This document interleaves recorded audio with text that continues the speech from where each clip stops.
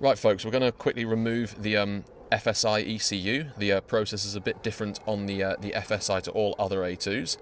First stage is always the same. We pull the connector to the left and the right in order to actually release the electrical connections. But then, unlike the TDI and the 1.4 petrol, we have these funny little things here that stop the ECU from coming out. So I'm going to remove the central convenience unit with the two clips on the left there, and just lift that up, just to give you a bit of a better view. If you look down in here, you'll need to just lift the phone up and look down into that gap, please. Wonderful. There is a piece of plastic that needs to be pushed downwards. It's not the very top piece, it's a clip that can just about be seen underneath, and it pushes down, and that will then enable you to pull that out.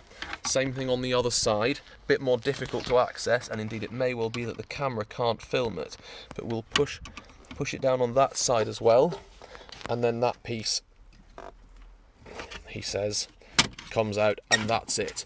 And so you can see that basically the FSI ECU is held in with a piece of extra plastic that grips onto these two little sort of lugs sticking out the side. So when it comes to reinstalling it, we have to slot that over the top and slide it in, and it eventually will click in with that piece of plastic there. That's the piece that we push down in order to be able to release it in the first place.